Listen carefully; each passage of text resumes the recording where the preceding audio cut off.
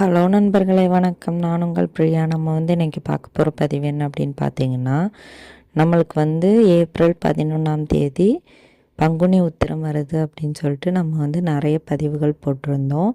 So இந்த April 1ஆம் தேதி நீங்கள் விரதம் இருக்க தொடங்குனீங்க அப்படின்னா, கரெக்டாக ஏப்ரல் 11ஆம் தேதி 11 நாட்கள் விரதம் உங்களுக்கு நிறைவடையும். இந்த 11 நாள் விரதம் தொடங்கும் போதே நம்மளுக்கு முருகப்பெருமானுக்கு உகந்த ஒரு நாளாக இருக்குது. அதுவும் என்ன விசேஷங்கிறதையும் நம்ம இந்த பதிவில் பார்க்கலாம். உங்களுக்கு இரட்டிப்பு பலன்களை தரும் இந்த 11 நாள் பங்குனி உத்திர விரதம். அதுவும் என்ன இதுன்னு சொல்லிட்டு நம்ம இந்த பதிவில் பார்க்கலாம்.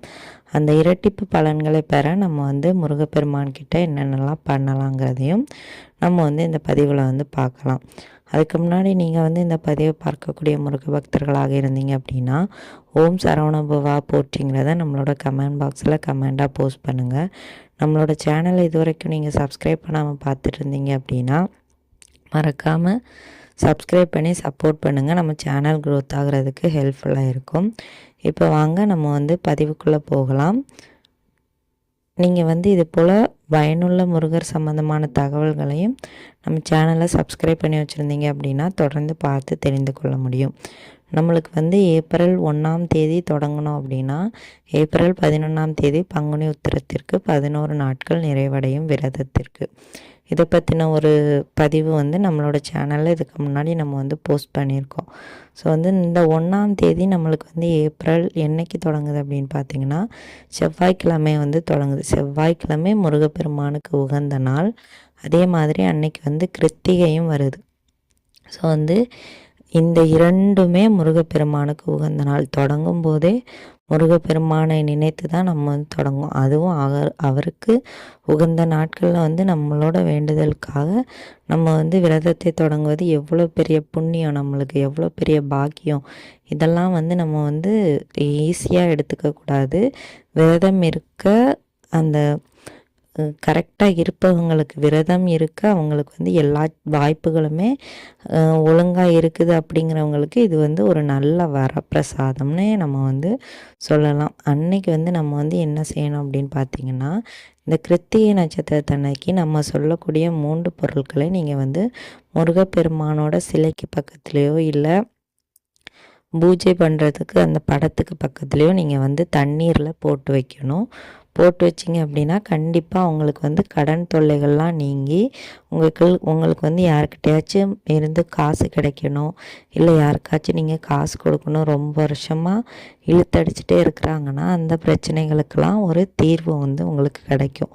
பணம் சம்பந்தமான பிரச்சனைக்கு நீங்கள் முருகப்பெருமான்கிட்ட இந்த வேண்டுதலை வைக்கலாம். இந்த ஒரு விஷயத்தை நீங்கள் செய்யும்போது கண்டிப்பாக அவங்களோட வேண்டுதல்கள் 100% முருகப்பெருமானால் நிறைவேற்றப்படும். அது என்ன விஷயங்கிறதே நான் உங்களுக்கு சொல்கிறேன்.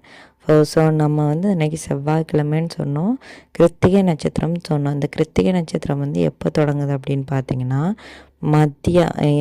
மாலை 3:30 மேலே தான் தொடங்குது. ஸோ இந்த அப்போ நம்ம சொல்லக்கூடிய இந்த ஒரு விஷயத்தை நீங்கள் எப்போ செய்யணும் அப்படின்னு பார்த்தீங்கன்னா, இரவு ஓரை நேரம் உங்களுக்கு தெரியும், 8 to 9 செவ்வாய் ஓரையில் நீங்கள் இந்த விஷயத்தை செய்யணும். இந்த விஷயம் செய்கிறதுக்கு நம்மளுக்கு ஒரு 3 பொருட்கள் தேவைப்படும். அது என்ன அப்படின்னு பார்த்தீங்கன்னா, ஒன்றும் இல்லை, முருகப்பெருமானுக்கு எல்லாம் பிடித்தமான பொருள் தான்.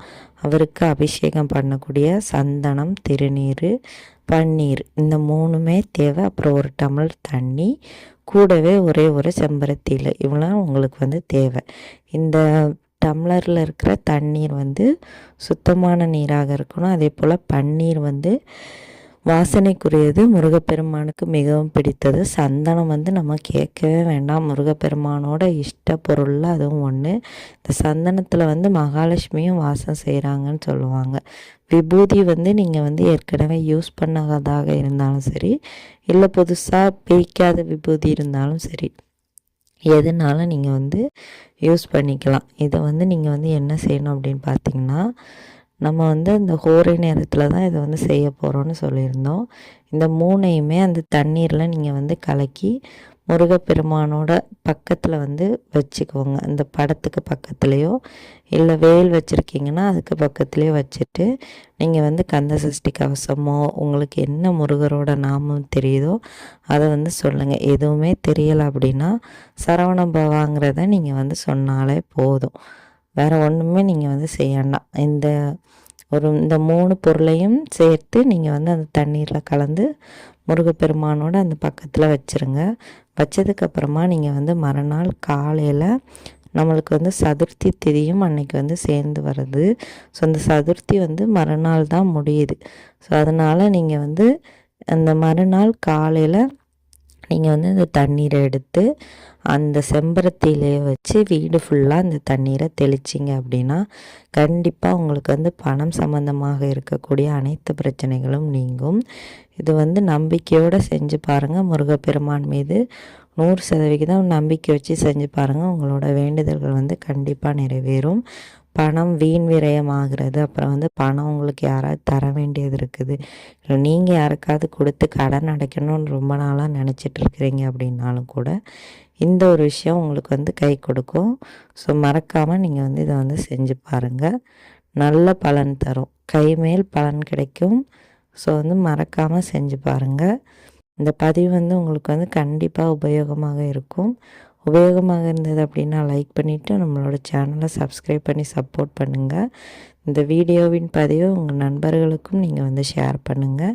இந்த வீடியோவின் முழு பதிவை பார்த்த அனைத்து முருகபக்த நண்பர்களுக்கும் மிக்க நன்றி.